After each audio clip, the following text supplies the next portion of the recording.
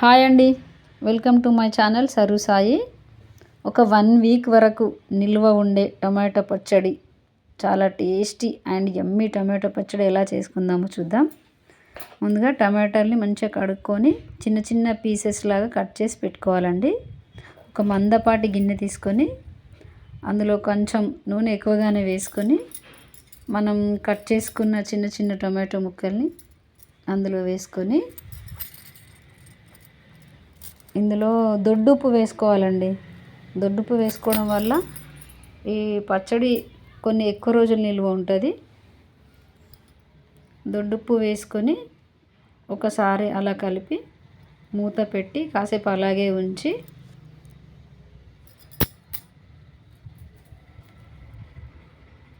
కాసేపు అయ్యాక మూత తీసి మంచిగా కలుపుకోవాలండి. ఈలోపు మనం వెల్లుల్లి పేస్ట్ రెడీ చేసుకొని ఇందులో వేసుకోవాలండి. ఒక 10-15 వెల్లుల్లిపాయలు అయితే సరిపోతాయి. తర్వాత కొత్తిమీర వేసుకొని బాగా కలుపుకోవాలండి. ఒకసారి నేను కలిపే విధానం చూడండి. ఇదిగో ఇలా కలపాలండి. ఎందుకంటే ఇలా కలపడం వల్ల టమాటాలు అనేటివి మెత్తగా అయిపోతాయి, ఇట్లా మంచిగా గుజ్జు గుజ్జు అవుతాయి. తర్వాత ఇందులో సరిపడంత కారం వేసుకోవాలండి. కారం వేసుకొని బాగా కలుపుకొని మూత పెట్టి కాసేపు అలాగే ఉంచాలండి. ఈలోపు మనం పక్కకు తాలింపుకు రెడీ చేసుకుందామండి.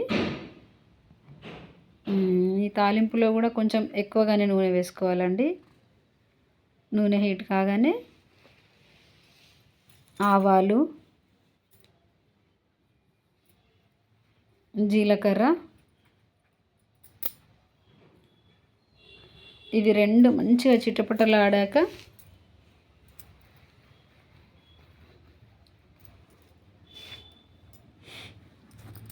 మన కరివేపాకుని వేసుకొని ఇది కూడా చిటపటలాడగానే మన టొమాటో పచ్చడిలో వేసుకుంటే మన టొమాటో పచ్చడి రెడీ అండి.